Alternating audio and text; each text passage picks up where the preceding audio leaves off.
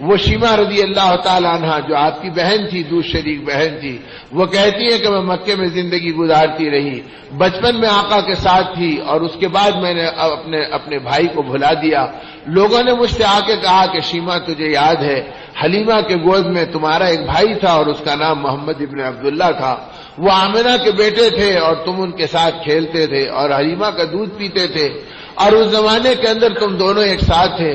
کبھی تم بڑے ہونے کے بعد اپنے بھائی کو دیکھا بھی ہے، اب وہ مدینے میں ہیں، وہ نبوت کا دعویٰ کرتے ہیں، لوگ ان کی رسالت کو تسلیم کرتے ہیں، ان کے اخلاق کے چرچے ہیں، ان کے تقدس کو لوگ قبول کرتے ہیں، ان کی تعظیم میں لوگ ادب سے بیٹھتے ہیں، اور دور دور سے وفود آتے ہیں اور آ کر ان کے قدموں میں اپنے مسائل حل کرتے ہیں۔ شیما نے کہا جب ان باتوں کو سنا تو مجھے اندر جذبہ پیدا ہوا، چلو چل کے اپنے بھائی کو ایک نظر دیکھ لوں گی کہ آخر وہ بھائی مجھے پہچانتا بھی یا نہیں پہچانتا۔ اور کہتی ہے میں ذرا بے باک تھی اور جرأت مند تھی، اپنی سہیلیوں کو لے کے میں نے سفر کیا اور مکے سے مدینے کا ارادہ کیا۔ جب میں مدینے کو پہنچی تو پہنچتے ہی ہمارے قافلے کو دیکھ کر کچھ صحابہ آئے اور انہوں نے آ کے ہم کو گھیر لیا اور کہا کہ تم اجنبی لوگ کہاں سے چلے آ رہے ہیں؟ تو میں نے بڑی بلند آواز سے کہا دور ہٹو اور جا کے اپنے نبی سے کہنا کہ تمہاری بہن تم سے ملنے کے لیے آئی ہے۔ تو صحابہ کہتے ہیں ہم سکتے میں پڑ گئے کہ آقا کی کوئی بہن ہے اور وہ اس وقت مکے سے آئی ہے، تو ہم کو تعجب بھی ہوا اور ہم گھبرا گئے کہ کوئی بے ادبی ہم سے نہ ہو جائے، اور ہم مسجد نبی پہنچے، رسول اللہ صلی اللہ علیہ وسلم بیٹھے تھے، صحابہ آپ کے قریب تھے۔ ہم نے کہا آقا ایک قافلہ آیا ہے اور دکھنے میں اجنبی عورتوں کا ہے، اور جب ہم نے ان سے پوچھا کہ تم کون ہیں تو بڑی بے باکی سے انہوں نے ہم سے کہا کہ دور ہٹ جاؤ اور جا کے تم اپنے آقا سے کہنا کہ تمہاری بہن تم سے ملنے کے لیے آئی ہے، اور اپنا نام بتلائی کہ میرا نام شیما ہے۔ صحابہ کہتے ہیں کہ آقا کے کانوں میں آواز پڑی تو ایک دم آنکھوں میں آنسو آ گئے خوشی کے مارے، چہرہ چمک گیا، فرمایا میری بہن آ گئی، میری بہن آ گئی، بے شک وہ میری بہن ہے، اور میں اور وہ حلیمہ کا ایک ساتھ دودھ پیے تھے، وہ میری دودھ شریک بہن ہے، لاؤ اسے اکرام کے ساتھ بلاؤ اور پورے اعزاز کے ساتھ لاؤ، کوئی بے ادبی مت کرو اور اسے کوئی تکلیف مت پہنچاؤ۔ اور جب پتا چلا کہ سہیلیوں کا قافلہ ساتھ ہے تو گھرانوں کو آواز دیا کہ اپنے پاس کی کوئی اچھی چادریں ہیں تو بھیج دو، کوئی کپڑا ہے تو بھیجو تاکہ میں اسے بچھا دوں اور ان کی سہیلیوں کا اکرام کروں اور اپنی بہن کے ساتھ اعزاز کا معاملہ کروں۔ شیما کہتی ہے جب میں مسجد نبی کے دروازے پہ پہنچی تو آقا کو دیکھا کہ بڑے بڑے قافلے تقدس و تعظیم میں کھڑے ہیں، لوگ آپ سے محبت ایسی کرتے ہیں کہ آپ دوسری طرف دیکھتے ہیں تو محبت میں آپ کو دیکھتے ہیں، جب آپ ان کی طرف دیکھتے ہیں تو عزت سے نگاہوں کو نیچی گرا دیتے ہیں، آنکھ میں آنکھ اپنے آقا کے ملانے کو تیار نہیں، اور علاقوں کے نمائندے ہیں وہ خود آپ کے قدموں میں پڑے ہیں، اور ان کے ادب کو دیکھ کر اور آپ کے اخلاق کو دیکھ کے آپ کے انوار کو دیکھ کر میرے دل پہ ایک ہیبت طاری ہو گئی اور میرے بدن میں ایک راشا طاری ہو گیا۔ آپ نے جب میری کیفیت کو دیکھا تو فرمایا کہ میری بہن گھبرا مت، اندر آ جا، تیرا بھائی تجھ سے ملنے کے لیے ملاقات کا منتظر ہے، کتنی مدت کے بعد اللہ نے تجھے مجھ سے ملایا، کہا اپنی سہیلیوں کو یہاں بٹھا دے اور تو میرے قریب آ جا۔ شیما کہتی ہے کہ اب آپ کے نبوت کا، آپ کے اخلاق کا، آپ کے تقدس کا میری طبیعت کے اوپر جو تاثر پڑنے لگا، میرے پیر لڑکھڑانے لگے اور میری زبان گھبرانے لگی، میں آپ کی خیریت پوچھنے کے بھی لائق اپنے آپ کو نہیں سمجھی۔ آقا نے میری ہیبت کو دور کیا اور کہا کہ شیما میرے قریب آ جا۔ جب میں قریب پہنچی تو آپ کھڑے رہ کے میرا استقبال کیا، اور جب میں اور قریب پہنچی تو جو چادر مبارک آپ نے اپنے بدن مبارک پہ ڈال رکھی تھی اسے تیزی سے زمین پہ ڈال دیا اور کہا میری بہن اس پہ قدم رکھ دے اور اس پہ بیٹھ جا۔ تو میری چیخ نکل گئی کہ اس نورانی چادر پہ میں اپنے پیر کیسے رکھ سکتی ہوں، یہ آپ کی ہے اور آپ کے تقدس و تعظیم کو دیکھ رہی ہوں، لوگوں کی محبت آپ کے ساتھ کیا ہے اسے محسوس کر رہی ہوں۔ تو رسول اللہ صلی اللہ علیہ وسلم رو پڑے محبت میں، فرمایا میری بہن اپنے بھائی کے تسکین کا سامان کر دے اور میری اس تمنا کو پوری کر دے، میری چادر پہ بیٹھ جا۔ یہ کہہ کر آپ نے اپنی بہن کو قریب بٹھایا، پھر دیکھا کہ بھی ہیبت گئی نہیں تو بچپن کے دن یاد دلائے، کہا شیما تم میری نگرانی کرتی تھی، حلیمہ کے گود میں میری حفاظت کا سامان کرتی تھی، دور جاتی تو بھاگ کے آ کے مجھے لپٹا لیتی تھی۔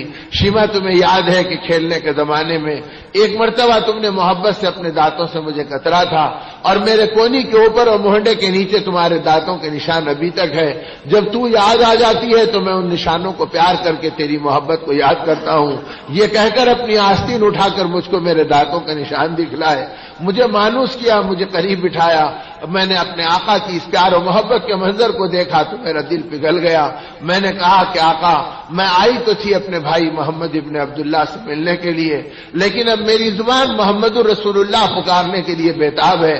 آپ مجھے وہ ایمان کا کلمہ پڑھا دیجئے اور اللہ کی توحید اور اپنی رسالت سکھلا دیجئے.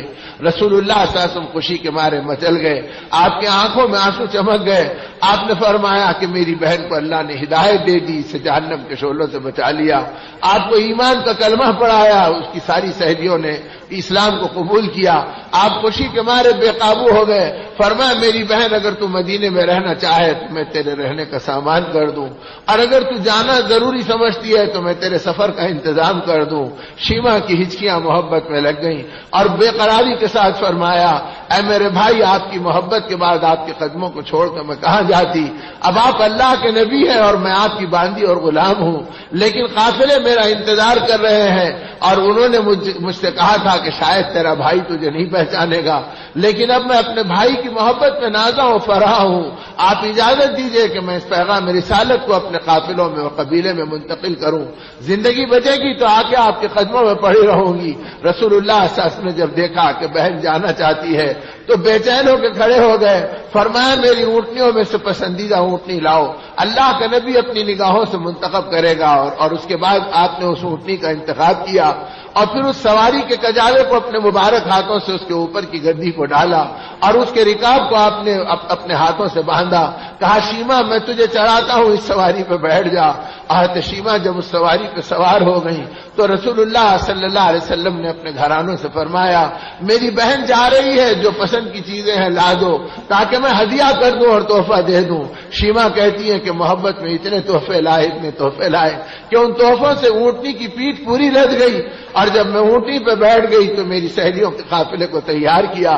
پھر دو جہاں کے سردار صلی اللہ علیہ وسلم نے میری اونٹنی کی نکیل پکڑی اور رسی تھامی اور فرمایا شیما چل میں تیری سواری کو لے کے چلتا ہوں. تو شیما کہتی ہے میری چیخ نکل گئی. میں نے کہا آقا اتنی بڑی گستاخی آپ کی یہ غلام اور باندی گوارا نہیں کر سکے گی. آپ اللہ کے نبی ہیں، انبیاء کے امام ہیں. آپ کے اخلاق سے میرا دل پگھل گیا اور آپ کے اعمال کی میرا روح شہادت دیا. اب آپ نکیل پکڑ کے کیسے چلیں گے؟ آپ ٹھہر جائیے اور مجھے جانے کی اجازت دیجیے. فرمایا کہ شیما پتہ نہیں کہ تجھ سے پھر ملاقات ہوگی یا پھر دنیا میں رخصتی کا وقت آ جائے گا. اپنے بہن کے اپنے بھائی کے دکھے آنکھوں کو ٹھنڈک پہنچا دے اور مجھے اپنے بہن کی خدمت کر لینے دے. شیما نے کہا آقا اگر آپ چلنا ہی چاہتے ہیں تو میں اتر جاتی ہوں اور آپ اونٹنی پہ بیٹھ جائیے. فرمایا شیما اللہ کے لیے اپنے بھائی کے بے قرار دل کو سکون پہنچا دے. میں تجھے اترنے کی اجازت نہیں دیتا، مجھے چلنے دے کہ میں کچھ دور تجھے چھوڑ دوں. صحابہ کہتے ہیں کہ آقا نے اپنی بہن کو سواری پہ بٹھایا اور اونٹنی کی نکیل اپنے ہاتھ میں پکڑی اور پیدل چلتے چلتے مسجد نبی سے مسجد قباء تک گئے.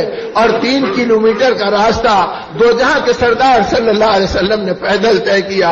اور پھر وہاں سے جب شیما رخصت ہوئی ہچکیاں لیتے ہوئے اور سسکیاں بھرتے ہوئے تو آقا نے ہاتھ کے اشارے سے اپنی بہن کو رخصت کیا اور کہا کہ اللہ تجھے ایمان پر استقامت دے اور میرے پیغام کو تیرے ذریعے سے دنیا میں پھیلا دے. شیما کہتی ہے کہ میں اپنے بھائی کی محبت کو اور ان کی جدائی کے غم کو لے کے بے قرار مدینے سے چلی ہوں اور مکے کو پہنچی ہوں اور رات دن میرا بھائی میرے آنکھوں میں گھومتا تھا. میں اللہ کے نبی کے تقدس کے اندر بے قرار رہتی تھی اور جب میں مکے میں داخل ہوئی تو میرے قافلے اور قبیلے کے لوگوں نے مجھے دیکھا تو پہلا سوال یہ کیا شیما بتلا تیرے بھائی نے تجھے پہچانا یا نہیں پہچانا؟ تو محبت سے میری چیخ نکل گئی اور میں نے کہا کہ اے لوگوں میرے بھائی کے اخلاق ایسے ہیں، ان کا تقدس اور ان کے ارواح ایسے ہیں اور دنیا ان کی محبت پہ ایسی فریفتہ ہے اور ان کے چاہنے والے ہتھیلی میں اپنی جان لے کے نذرانے میں دوڑتے ہیں اور وہ بھائی نے میرے ساتھ ایسا سلوک کیا. میں قسم کھا کے کہتی ہوں کہ زمین کی آنکھوں نے اور آسمان کی نگاہوں نے آج تک ایسے کسی بھائی کو نہیں دیکھا جیسا بھائی اللہ نے شیما کو دلایا ہے.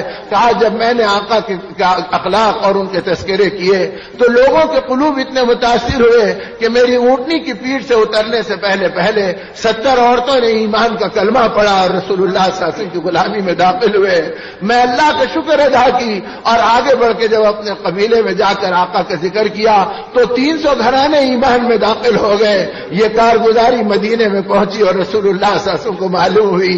آپ خوشی میں بے حال ہو گئے. فرمایا مولا آپ کیسے کریم ہیں. اپنے نبی کو بہانہ بنا کر آپ نے میری بہن کے ساتھ کرم کا معاملہ کیا, اسے بھڑکتے شعلوں سے بچا لیا اور اس کے صدقے آپ نے گھرانوں کو ہدایت دے دی اور سینکڑوں عورتوں کو اسلام میں داخل کرا دیا. میرے دوست اور میرے بزرگوں, جس آقا نے ایک ایک امتی کے بارے میں اور ایک ایک فرد بشر کے بارے میں اپنی بے چینیوں کا اظہار کیا اور حق کا پیغام پہنچایا, اللہ نے اس آقا کا مجھے اور آپ کو نام لیوا بنایا. اور ہمارا حال یہ ہے کہ وہ بیگانوں کے لیے بے قرار تھے. ہم پیٹ کی اولاد کو ایمان کا سبق نہیں دے سکے, آقا کی محبتیں نہیں بتلا سکے, اپنے گھرانوں میں نبی کے احسانات کے تذکرے نہیں کر سکے, اس قرآن کے تقاضوں پر اپنی زندگی کو رنگ نہیں سکے, اس ماہ رمضان کی تربیت پہ اپنی زندگی کو باقی نہیں رکھے. رمضان آئے اور گزر گئے اور ہمارے ہاتھوں اس کے انوار لٹ گئے اور قرآن کی برکتیں کھو گئی اور ہم پھر دنیا کے ٹکڑوں کے غلام بن گئے. ان کے کھوٹے سکوں کے پیچھے اپنی زندگی کو اجاڑ گئے. ہم نے سوچا بھی نہیں کہ کل اللہ کو منہ